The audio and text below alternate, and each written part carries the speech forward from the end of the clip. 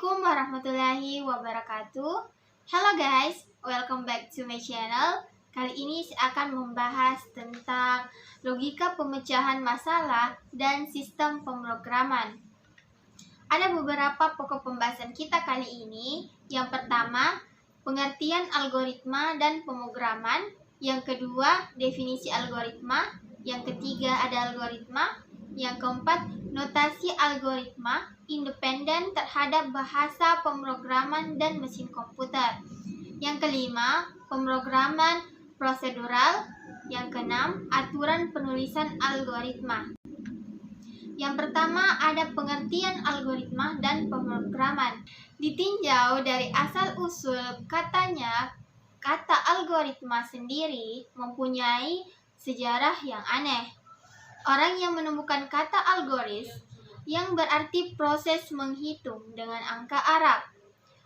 Anda dikatakan algoris jika Anda menghitung menggunakan angka Arab.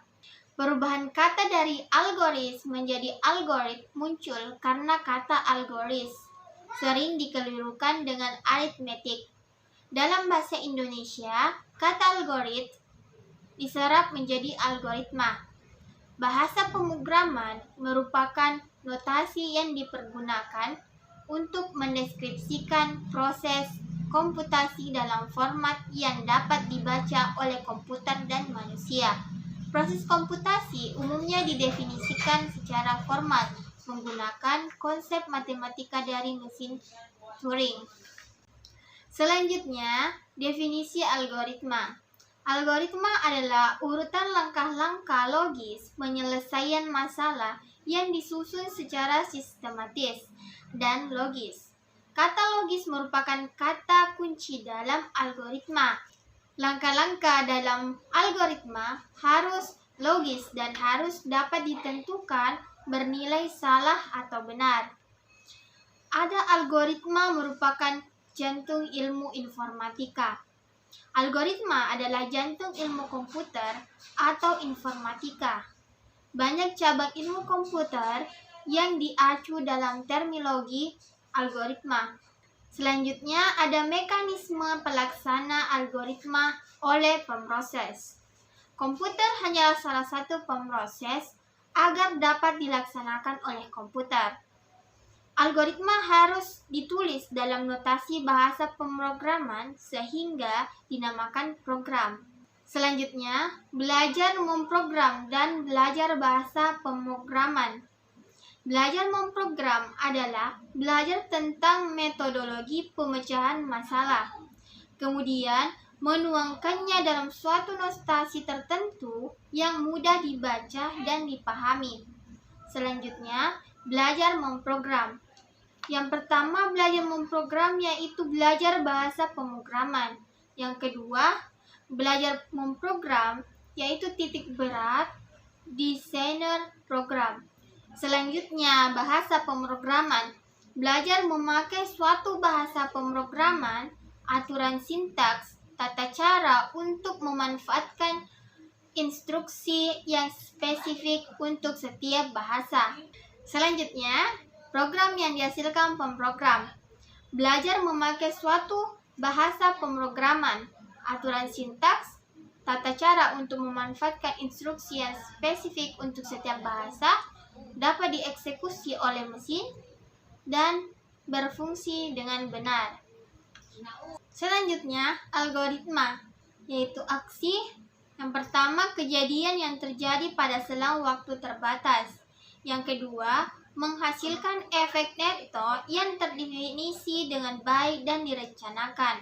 Contoh, Ibu Tati mengupas kentang untuk mempersiapkan makan malam. Yang kedua, karena ruang lingkup luas, maka harus didefinisikan keadaan awal dan efek neton yang direncanakan.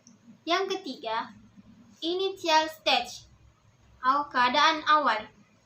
Kentang sudah ada di kantong kentang dan ditaruh di rak dapur di mana Ibu Tati akan mengumasnya. Yang keempat, final stage atau keadaan terakhir. Kentang dalam keadaan terkupas di panci siap untuk dimasak dan kantong kertasnya harus dikembalikan ke rak lagi. Yang kelima, efek kumulatif dari semua aksi yang terjadi menjadi efek neto dari kejadian. Yang keenam, penggolongan suatu kejadian menjadi aksi adalah relatif tergantung dari sudut pandang. Selanjutnya ada notasi algoritma independen terhadap bahasa pemrograman dan mesin komputer.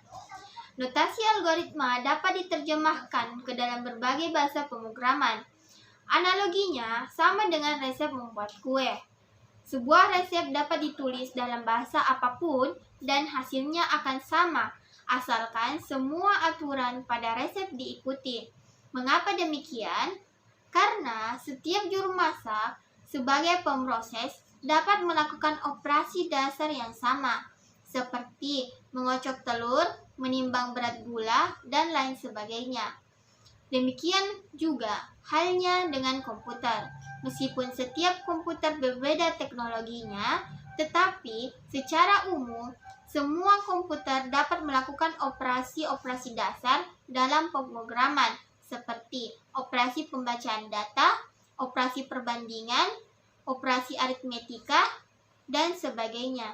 Perkembangan teknologi komputer tidak mengubah operasi-operasi dasar itu. Yang merubah hanyalah kecepatan, biaya, atau tingkat ketelitian. Selanjutnya, ada pemrograman prosedural. Algoritma berisi urutan langkah-langkah penyelesaian masalah. Ini berarti algoritma adalah proses yang prosedural. Definisi prosedural menurut Kamus Besar Bahasa Indonesia. Yang pertama, tahap-tahap kegiatan untuk menyelesaikan suatu aktivitas. Yang kedua, metode langkah demi langkah secara eksak dalam memecahkan suatu masalah. Pada pemrograman prosedural, program dibedakan antara bagian data dengan bagian instruksi. Bagian instruksi terdiri atas runtutan instruksi yang dilaksanakan satu persatu secara berurutan oleh pemroses. Paradigma pemrograman yang lain adalah pemrograman fungsional, pemrograman deklaratif, dan pemrograman konkuren. Keuntungan pemakaian algoritma adalah logika pemecahan masalah dapat dibuat bertingkat, mulai dari global menuju terperinci. Algoritma merupakan bentuk fleksibel untuk diterapkan berbagai bahasa pemrograman.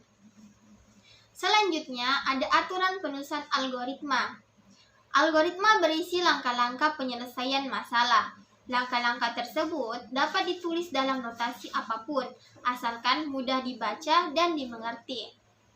Karena memang tidak ada notasi baku dalam penulisan algoritma, tiap orang dapat membuat aturan penulisan dan notasi algoritma sendiri, agar notasi algoritma mudah ditranslasi ke dalam notasi bahasa pemrograman. Maka sebaiknya notasi algoritma tersebut berkoresponden dengan notasi bahasa pemrograman secara umum. Yang pertama, aturan penulisan algoritma. Setiap algoritma akan selalu terdiri dari tiap bagian, yaitu pertama judul, yang kedua kamus, yang ketiga algoritma.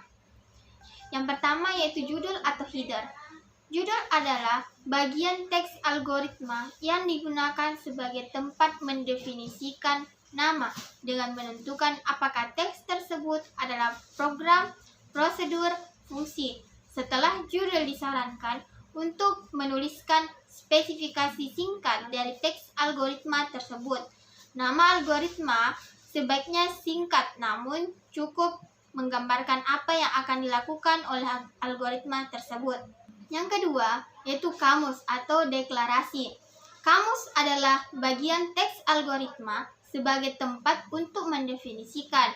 Yang pertama, nama type, yang kedua nama konstanta, yang ketiga nama variabel, yang keempat nama fungsi, yang kelima nama prosedur. Semua nama tersebut baru dapat dipakai di dalam algoritma jika telah didefinisikan terlebih dahulu di dalam kamus. Penulisan sekumpulan nama dalam kamus sebaiknya dikelompokkan menurut jenis nama tersebut. Yang ketiga ada algoritma atau deskripsi. Algoritma adalah bagian inti dari suatu algoritma yang berisi instruksi atau pemanggilan aksi yang telah didefinisikan. Komponen teks algoritma dalam pemrograman prosedural dapat berupa yang pertama, instruksi dasar seperti input, output, assignment. Yang kedua, sequence atau runtutan. Yang ketiga, analisa kasus. Yang keempat, perulangan. Setiap langkah algoritma dibaca dari atas ke bawah. Urutan deskripsi penulisan menentukan urutan langkah pelaksanaan perintah. Selanjutnya ada beberapa contoh. Yang pertama contoh judul. Yang kedua ada contoh kamus dan contoh algoritma. Terima kasih sudah menonton. Jangan lupa like, comment, and subscribe.